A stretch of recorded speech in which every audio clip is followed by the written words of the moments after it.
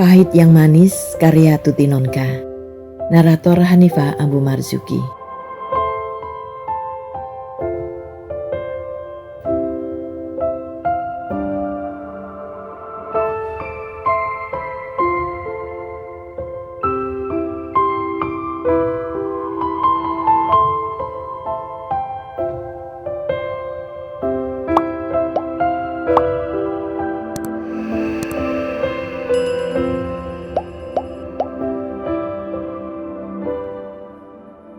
Kutengok jam tanganku.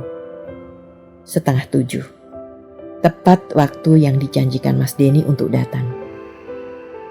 Aku sengaja tidak bersiap-siap malam ini. Kakak-kakakku sudah terlalu sering mengkritik Mas Denny yang jarang datang dan suka mengabaikan janji.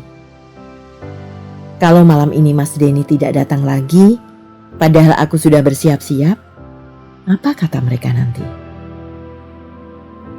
Aku ingin menjaga nama baik Mas Denny di mata kakak-kakakku. Karena itu aku tidak bersiap-siap, supaya mereka tidak tahu sebenarnya kami ada janji.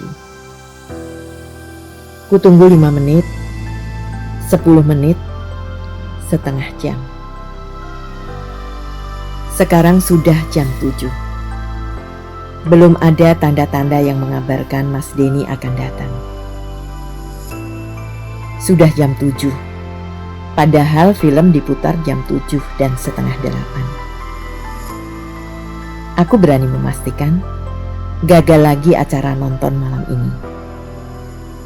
Padahal kemarin Mas Denny begitu bersungguh-sungguh berjanji. Janjimu Mas Denny, betapa mengecewakan. Rasa gelisahku menunggu Mas Denny berubah menjadi kekecewaan dan akhirnya kejengkelan. Setelah 10 hari tidak datang, malam minggu pamit, apakah sekarang Mas Denny melalaikan janji lagi? Apalagi yang dapat kuharapkan dari Mas Denny kalau janji yang diucapkan dengan sungguh-sungguh pun dilalaikannya? Aku tahu Mas Denny pasti mempunyai sesuatu urusan mendadak.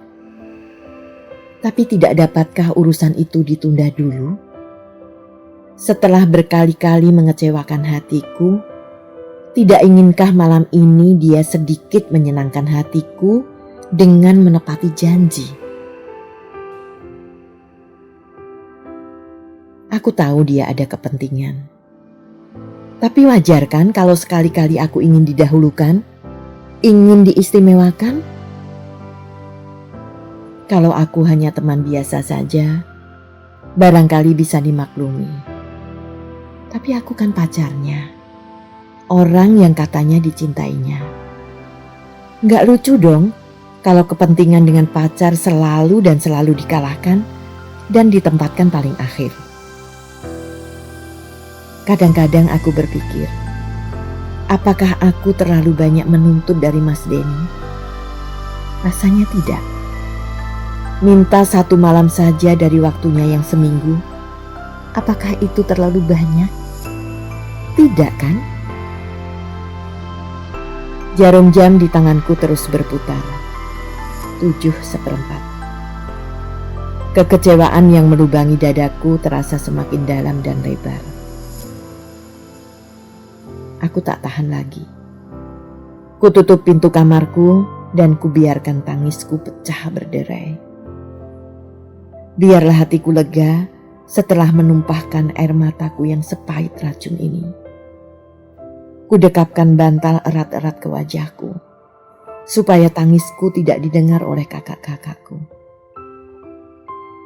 Aku ingin pergi ke tengah laut, atau ke tengah padang yang luas dan tidak ada seorang pun di sana, untuk menumpahkan tangis yang selama ini kutekan kuat-kuat di sudut hatiku. Aku tidak ingin ibu dan kakak-kakakku melihat aku bersedih. Karena itu kesedihanku kusimpan untuk diriku sendiri. Tapi ternyata itu membuatku jauh lebih menderita. Aku marah, kecewa dan sakit hati. Merasa disepelekan, merasa diremehkan. merasa disewenang-wenangkan, merasa tak dihargai. Barangkali Mas Denny tidak mencintaiku lagi dan ingin memutuskan hubungan dengan cara tidak pernah datang lagi. Kalau ia memang tidak cinta lagi padaku, seharusnya dia datang dan mengatakannya dengan terus terang. Itu lebih kuhargai, tidak dengan cara seperti ini. Air mataku masih menetes ketika telingaku menangkap suara motor yang menderum dan berhenti di depan rumah. Itu motor Mas Denny. Aku hafal betul. Tiba-tiba keangkuhanku bangkit. Cepat-cepat ku hapus bersih air mataku. Aku tidak ingin Mas Denny tahu aku baru saja menangis. Dia tidak boleh tahu bahwa aku gelisah menunggunya, bahwa aku begitu mengharapkan dia. Nanti besar kepalanya, dan semakin seenaknya sendiri kalau tahu aku begitu mencintainya dan tak akan berani meninggalkan dia. Tapi, tunggu.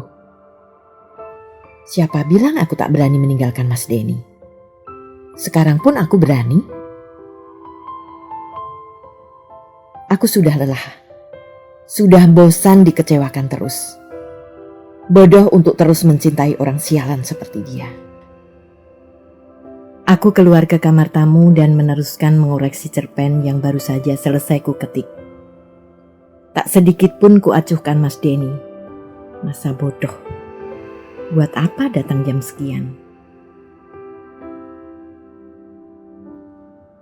Mas Denny berdiri dari kursinya dan melangkah mendekati mejaku. Diletakkannya novelku yang kemarin dipinjamnya di depanku.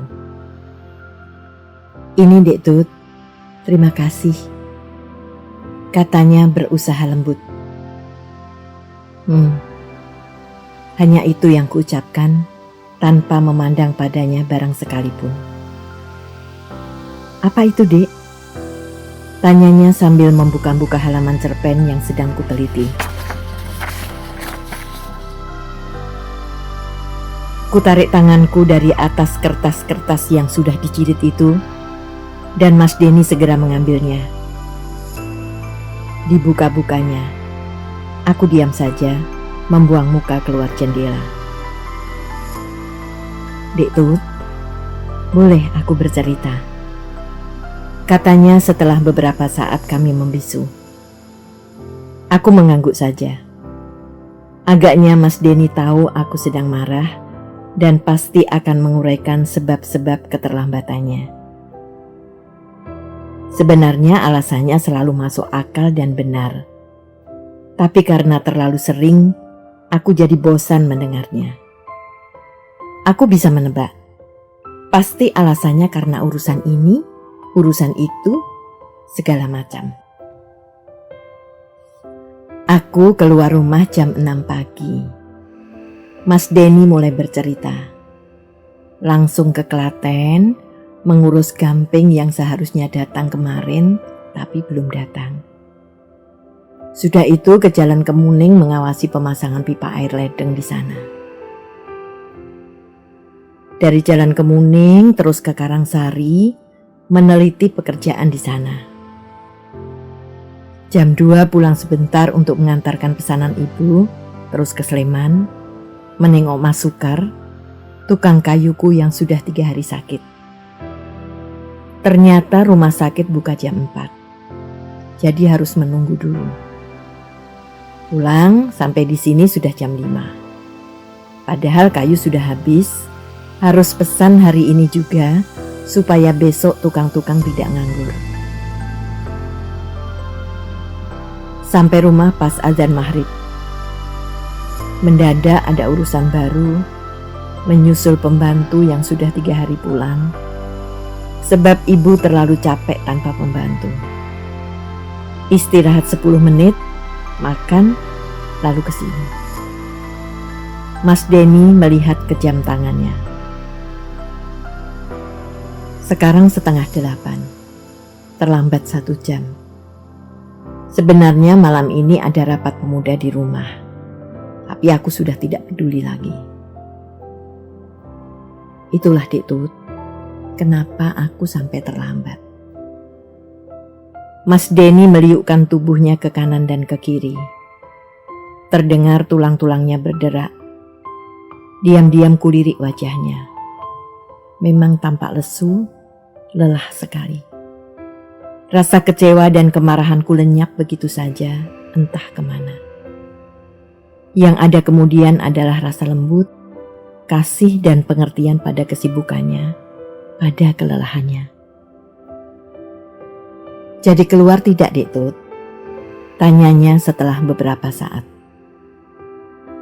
Kemana? Nonton jelas tidak mungkin, sudah terlambat. Malam ini juga kayunya diantar ke Jalan Kemuning. Sebab besok pagi Jalan Nyoman Oka tidak boleh dilewati truk. Kita ke sana? Menerima kayu? Aku mengangguk. Sebentar, aku ganti baju. Kataku sambil berdiri dan pergi ke dalam. Untukku, yang namanya dandan lengkap, dari berbedak sampai rapi berpakaian dan bersepatu, biasanya memakan waktu tak kurang dari 10 menit. Tapi malam ini, aku berusaha berhias secepat mungkin, supaya Mas Denny tidak terlalu lama menunggu. 10 menit cukuplah.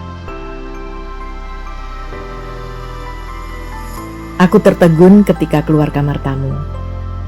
Kepala Mas Denny terkulai di sandaran kursi, sementara nafasnya mengalir dengan teratur. Tertidur. Barangkali karena terlalu lelahnya. Pelan-pelan aku duduk di sampingnya. Lama ku tatap matanya yang terpejam, wajahnya yang terlelap, dan dadanya yang naik turun dengan teratur. Berbagai perasaan membiru dalam hatiku. Terharu, kasihan dan menyesal. Mas Denny yang begitu lelah, yang tidak sempat istirahat karena memburu janji denganku.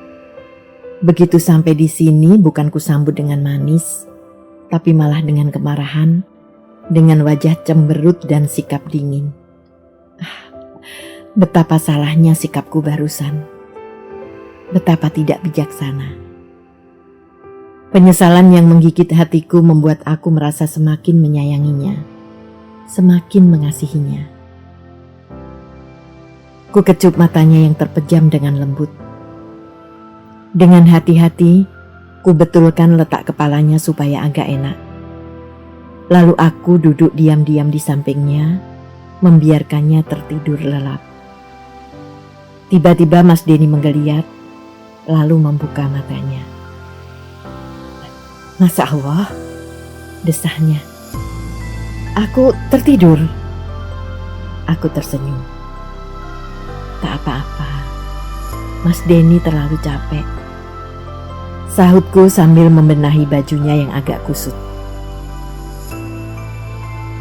Ya, aku capek sekali, katanya. Diliriknya jam tangannya.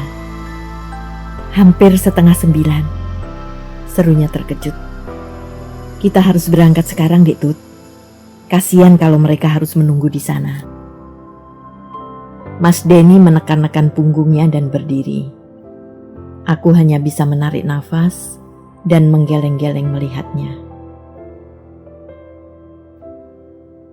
Begitu membuka mata, yang terpikir adalah pekerjaannya, tugasnya, tanpa memperdulikan tubuhnya yang butuh istirahat. Mas Denny duduk kembali di sampingku. Rumah sepi. Ibu dan kakak-kakakku ada di dalam semua. Mas Denny mengambil tanganku, diciumnya dengan lembut. Kami bertatapan dalam senyap. Aku tersenyum, mencoba memberikan kelembutan lewat mataku. Mas Denny menarikku dalam pelukannya dan membelai rambutku yang tergerai ke punggung. Kau sangat baik padaku, Dek Tut. Tidak ada seorang pun yang dapat mengerti aku sampai sedemikian, kecuali kau. Tak keliru aku memilihmu. bisiknya di telingaku. Aku yakin sekarang, pengertian dan kasih sayang yang tulus tidak akan pernah mengkhianati kita. Pengertian dan kasih sayang yang kita berikan dengan tulus selalu membuahkan balasan yang manis pula bagi kita. Tampaknya memang pahit, tapi alangkah manisnya di balik itu. Mas Denny tidak mengatakan apa-apa, tapi aku dapat merasakan kasih sayangnya yang luas tak bertepi, yang tinggi tak berpuncak, yang dalam tak berdasar, yang... Mas Denny mengangkat wajahku yang tersembunyi di dadanya. Diusapnya sudut-sudut mataku yang basah dengan ujung jarinya.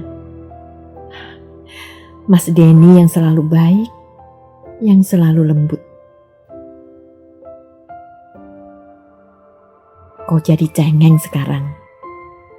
Tadi kau juga menangis kan? Katanya tersenyum.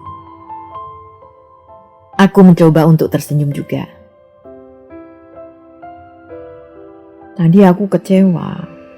Sekarang apa? Sekarang aku terharu dan bahagia, sahutku lirih. Mas Denny mendekapkan kepalaku ke dadanya lagi. Dek Tut, kau tahu kenapa aku begini keras bekerja? Sebab aku sadar, kesuksesan tidak diperoleh dalam sekejap, tapi bertahun-tahun, bahkan belasan tahun. Karena itulah aku harus merintisnya sejak sekarang. Aku ingin menjadi orang, ingin dapat menikmati hidup sejak umur 30 atau 35 tahun. Ya, sering-sering aku terpaksa mengalahkan kau dengan pekerjaanku.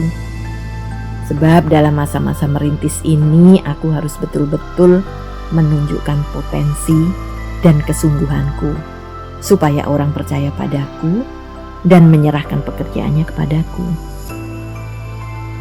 Urusan denganmu toh dapat ditunda, bukan? Bukan berarti aku menyepelekan engkau. Bukan begitu. Kita masih punya waktu yang amat panjang kelak. Tapi dalam kesibukanku, aku toh selalu ingat padamu. Pikiranku, hatiku hadir di sini walau badanku tidak.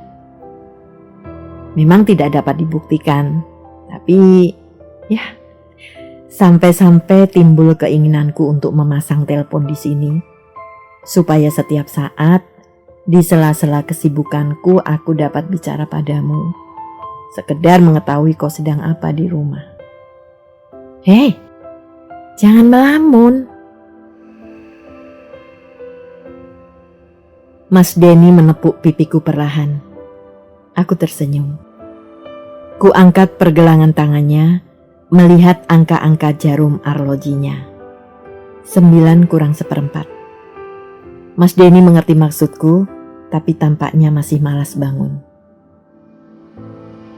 Malas sekali. Capek-capek begini harus keluar lagi. Ingin rasanya tidur bersamamu. Jangan berpikir yang aneh-aneh.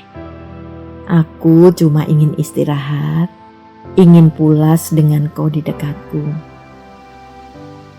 Sekedar dapat menyentuh ujung bajumu, cukuplah. Tapi, ayolah, nanti keburu malam, kata Mas Denny sambil berdiri. Mas Denny mengendarai motornya dengan kencang, membelah malam yang semakin dingin. Udara mulai berembun. Aku duduk di belakangnya mengancingkan jaketnya rapat-rapat. Kadang-kadang aku malu sendiri, Dik Tut. Aku terlalu kerap mengecewakanmu ya. Tapi bagaimana lagi? Semua ini kukerjakan untuk engkau juga. Bulan-bulan mendatang barangkali aku lebih sibuk lagi. Banyak order yang kudapat. Tentu aku akan semakin jarang pula datang. Tidak, akan kuusahakan untuk tetap menjengukmu walau cuma untuk mencium pipimu dan pergi lagi. Jauh-jauh sudah kukatakan ini supaya kau bersiap-siap. Siap mental. Ya, sekali lagi, pengertianmulah yang kuharapkan. Kulingkarkan lenganku erat-erat di pinggangnya dan kutempelkan pipiku ke punggungnya. Ya sayang, aku mengerti. Aku tidak bisa menguraikan perasaanku dalam kalimat-kalimat yang panjang. Tapi semoga kau dapat merasakannya. Pengertian. Ya, itulah satu-satunya yang dapat membuat kami damai dan utuh. Semoga dia pun mengerti tentang aku dan perasaan-perasaanku. Dan memaklumi kalau tempo-tempo aku lupa dan marah-marah kepadanya.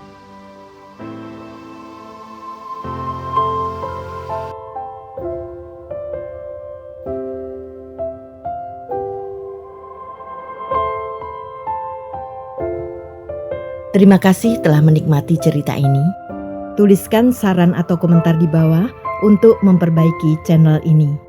Jangan lupa tekan tombol subscribe, like, and share.